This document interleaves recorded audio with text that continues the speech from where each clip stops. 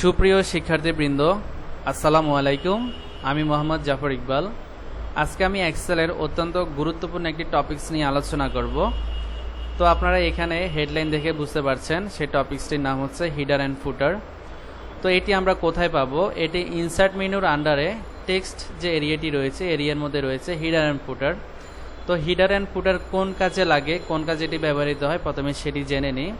আমরা যে এক্সেলে বিভিন্ন রকমের ডাটা এন্ট্রি করে থাকি বা শিট তৈরি করে থাকি, ডকুমেন্ট তৈরি করে থাকি, তো সেই প্রতিটি পেজের উপর আমরা যদি কোম্পানির name, total page, page number কিংবা current file path, current date এগুলো যদি দিতে চাই, সেই ক্ষেত্রে আমরা হিডার অ্যান্ড ফুটার ব্যবহার করব। এটি গুরুত্বপূর্ণ এবং আমাদেরকে এক্সেলে টোটাল পেজ নাম্বার, তারপর আপনার শিটের উপরে হেডলাইন দেওয়ার জন্য গুরুত্বপূর্ণ ভূমিকা পালন করে। তো আমরা হিডার অ্যান্ড ফুটারে ক্লিক করলাম। ক্লিক করার পরে দেখতে পাচ্ছেন একটি পেজের এখানে হিডারে 3টি বক্স আমরা দেখতে পাচ্ছি এবং একই সাথে ফুটারেও 3টি বক্স ক্রিয়েট হয়ে গিয়েছে। তো আমরা উপরের দিকে যাচ্ছি। এখানে যে বক্স 3টি রয়েছে, যে কোনো একটিতে ক্লিক করলে আমরা হিডার অ্যান্ড ফুটারের টুলস পেয়ে যাব। এই টুলসটির নাম হচ্ছে ডিজাইন টুলস। এখানে যাবতীয় এলিমেন্টসগুলো দেওয়া আছে যেগুলো আমাদের লাগবে, এবং আমরা যদি শিটের মধ্যে ক্লিক করি তাহলে এই টুলসটি পাবো না। তো টুলসটি পাওয়ার জন্য অবশ্যই আমাদেরকে এই বক্সগুলোতে সিলেক্ট করতে হবে। তো এই পাশে দেখতে পাচ্ছেন হিডার অ্যান্ড ফুটার, যেখানে এখন আমরা রয়েছি। আর এখানে দেখতে পাচ্ছেন হিডার অ্যান্ড ফুটার এলিমেন্টস, অর্থাৎ যে বিষয়গুলো নিয়ে আমরা কাজ করব সেগুলো এখানে দেওয়া রয়েছে। যেমন এখানে প্রথমে রয়েছে পেজ নাম্বার। এই মুহূর্তে আমরা জানি না যে আমাদের এখানে কয়টা পেজ জেনারেট হয়েছে, যেহেতু এক্সেলে আমরা কাজ করলে এটা বড় একটা পেজ শিটের মধ্যে থাকে। তো এখানে আমরা যখন একটি শিটে সম্পূর্ণ লিখব তখন বোঝা যায় না যে কয়টা পেজ আমরা নিয়েছি।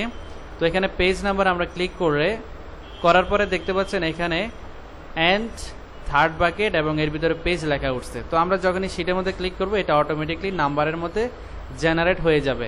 এখন এই যে আমরা দেখতে পাচ্ছি এখানে পেজ নাম্বার 1 এবং নিচের দিকে আমরা স্ক্রল করে দেখতে পাবো page number 2, page number 3, page number 4। এভাবে অটোমেটিকলি আমাদের পেজ নাম্বারগুলো জেনারেট হয়ে গেছে। তো এরপরে আমরা দেখতে পাচ্ছি number of pages. Number of pages হচ্ছে আমরা এই যে পেজটি বা ডকুমেন্টটি তৈরি করছি, এই ডকুমেন্টের মধ্যে কয়টা পেজ রয়েছে সেটা যদি আমরা দেখতে চাই, তাহলে এখানে যে পেজ নাম্বার দিয়েছে এরপরে আমরা এখানে স্পেস দিয়ে অফ দিব। অফ দিয়ে তারপর আমরা স্পেস দিয়ে নাম্বার অফ পেজেস এখানে ক্লিক করব। তাহলে দেখতে পাচ্ছি অ্যান্ড পেজেস অফটা আমরা লিখেছি অ্যান্ড পেজেস, এটি আবার উঠেছে। এখন আপনি এখানে ক্লিক করুন, তাহলে দেখতে পাচ্ছেন 1 of 9, অর্থাৎ আমাদের এই একটা ডকুমেন্টে বা এক্সেল শিটে টোটাল 9টি পেজ হয়েছে এবং এই মুহূর্তে আমরা 1 নম্বর পেজে আছি। এখন আমরা নিচের দিকে যাই, তাহলে 2 of 9, 3 of 9, 4 of 9। এভাবে আপনারা বিভিন্ন স্যালারি শিট, যারা স্যালারি শিট তৈরি করে থাকেন তারা কিন্তু এভাবে পেজ নাম্বার এবং টোটাল অফ পেজ নাম্বার এভাবে তারা করে থাকেন। অর্থাৎ একটা ডকুমেন্টে টোটাল কয়টি পেজ রয়েছে এবং আর এটা হচ্ছে টোটাল পেজ নাম্বার। এই যে 9 যেটি দেখতে পাচ্ছেন এটি হচ্ছে টোটাল পেজ নাম্বার, আর টোটাল পেজ সংখ্যা মানে একটা ডকুমেন্টে কতটি পেজ রয়েছে সেটা হচ্ছে 1 of 9। আর প্রথম 1 যেটি দেখতে পাচ্ছি এটি হচ্ছে আমাদের বর্তমান পেজ। যেমন এখন আমরা 1 নম্বর পেজে আছি, তারপর নিচের দিকে স্ক্রল হলে 2 নম্বর পেজে চলে আসছি। তাহলে এইভাবে খুব সহজেই আমরা এই যে হিডার অ্যান্ড ফুটার্সের এলিমেন্টসগুলো ইউজ করে পেজ নাম্বার এবং নাম্বার অফ পেজেস এগুলো ব্যবহার করতে পারি। তারপর এখানে মিডলে আমরা আমাদের প্রতিষ্ঠানের নাম বা কোম্পানির নাম ইউজ করতে পারি। যেমন আমি এখানে দিলাম ওশান সিও, ওশান কম্পিউটার। তো এটি আমরা আরও বড় করে দিতে পারি। এটিকে সিলেক্ট করে আমরা হোমে যাব, হোমে গিয়ে এখান থেকে বড় করে নিব। আমরা ইচ্ছে করলে এখান থেকে একটা কালারও ইউজ করতে পারি, ফন্ট কালার ইউজ করতে পারি। আমি এটাকে রেড কালার দিলাম। তারপর এই অংশে চলে আসি এবং ডিজাইন টুলসে আসব। এরপর এখানে রয়েছে কারেন্ট ডেট, কারেন্ট টাইম। আমরা ইচ্ছে করলে এখানে কারেন্ট ডেট বলতে আজকের তারিখকে বোঝাচ্ছে। আমরা এখানে কারেন্ট ডেট প্রেস করলে অ্যান্ড ডেট নামে একটি লেখা দেখতে পাচ্ছি। এখন আমরা যদি পেজে ক্লিক করি তাহলে আজকের ডেটটি চলে এসেছে 9 মাস 30 তারিখ 2020। তো এবং ইচ্ছে করলে আমরা এটার নিচেই তারিখ টাইমটাও বসাতে পারবো, এই যে কারেন্ট টাইম যেটি রয়েছে। তো এর জন্য আপনি এখানে এন্টার প্রেস করুন, এরপর কারেন্ট ডেট এখানে ক্লিক করুন, তারপরে সেটা ক্লিক করুন। তাহলে এই মুহূর্তে কয়টা বাজছে সেই টাইমটি এখানে জেনারেট হয়ে গিয়েছে।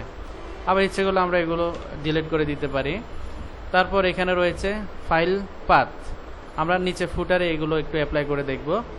ফাইল পাথ হচ্ছে এই ফাইলটির অবস্থান, অর্থাৎ ফাইলটি আমরা কোথায় সেভ করেছি তার অবস্থান। আমরা যদি ফাইল পাথ এখানে ক্লিক করি তাহলে and file path and file দেখাচ্ছে। আমরা এখন সেটি ক্লিক করব, তাহলে এটি দেখাচ্ছে অর্থাৎ লোকাল ডিস্ক ড্রাইভে এটি রয়েছে।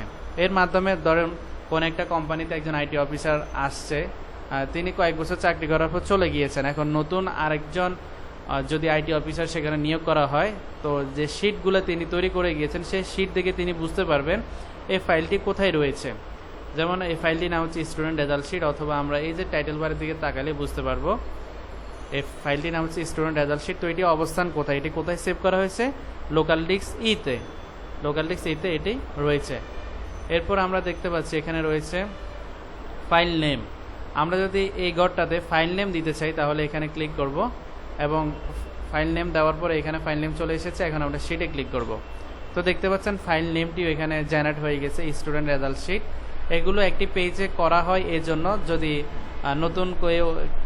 নতুন কোনো অফিসার আসে কিংবা কেউ যদি এই ফাইলটা খুঁজে পেতে চায় তাহলে তাকে এই শিটটি সাহায্য করবে। অর্থাৎ এখানে দেওয়া আছে স্টুডেন্ট রেজাল্ট শিট, এটা কোথায় সেভ করা, লোকাল ডিস্ক সিতে, এই ফাইলটির কী নাম, স্টুডেন্ট রেজাল্ট শিট। এভাবে একটি শিটের মধ্যে যদি এগুলো আমরা ইনসার্ট করি তাহলে নতুন যে কেউ আসুক না কেন সে খুব সহজে খুঁজে পাবে। আচ্ছা, এরপরে এখানে রয়েছে শিট নেম। এই শিটটার নেম হচ্ছে শিট 3। আমরা যদি এখানে শিট নেম ইউজ করতে চাই এখানে ক্লিক করলাম, এটার নাম হচ্ছে শিট 3, যেহেতু আমরা এখান থেকে কোনো নাম চেঞ্জ করিনি। আমরা যদি নাম চেঞ্জ করি এটার উপর রাইট বাটন ক্লিক করে রিনেম, আমরা যদি এটার নাম দিয়ে দিই, যদি দিই এক্সেল ক্লাস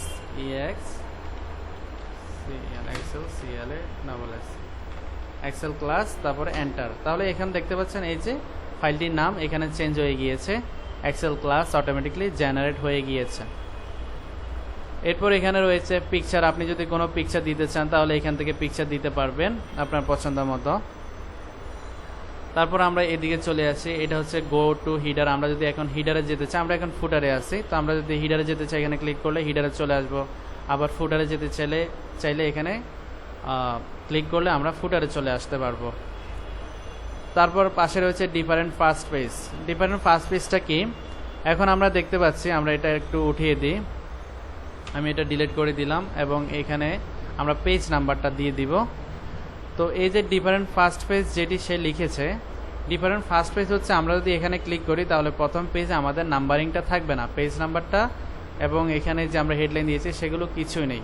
কিন্তু আমরা নিচের দিকে যখন যাব তখন পেজের নাম্বার এবং যে হেডলাইনটা আমরা দিয়েছি এগুলো দেখতে পাবো। এখানে সবগুলোতে থাকবে, নিচের দিকে থাকবে, শুধুমাত্র 1 নাম্বার পেজটাতে থাকবে না, কারণ এটা আমরা যে অপশনটা অ্যাপ্লাই করেছি ডিফারেন্ট ফার্স্ট পেজ, অর্থাৎ প্রথম পেজের ক্ষেত্রে ভিন্নতা প্রকাশ করবে, এই জন্য এই প্রথম পেজটাতে এগুলো নেই। আবার আমরা যদি এই টিক মার্কটা উঠিয়ে দিই তাহলে এগুলো আবার পেয়ে যাব। এরপরের একটি অপশন রয়েছে different odd and even page.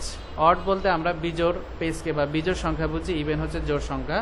অর্থাৎ আমরা যদি পেজ নাম্বার এবং হেডলাইনগুলো যে অ্যাপ্লাই করেছি এগুলো যদি আমরা এই যে এখানে টিক চিহ্নটা প্রেস করি তাহলে অড পেজগুলোতে থাকবে না।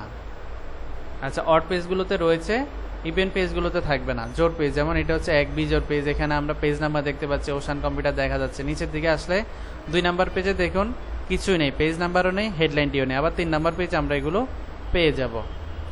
তো এই হিডার অ্যান্ড ফুটার অত্যন্ত চমৎকার একটি অপশন। এটি আমাদের যে কোনো কাজে আমরা যেমন যদি পেজ নাম্বার দিতে চাই, নাম্বার অফ পেজ দিতে চাই, এগুলোর ক্ষেত্রে খুবই উপকার করবে। তো আশা করি ভিডিওটি সবার কাছে ভালো লাগবে। যদি এখানে কোথাও আপনার বুঝতে সমস্যা হয় তাহলে অবশ্যই কমেন্টের মাধ্যমে আমাকে জানাবেন, আমি সেটা সলভ করে দিব। তো সকলে ভালো থাকবেন, সুস্থ থাকবেন, আল্লাহ হাফেজ।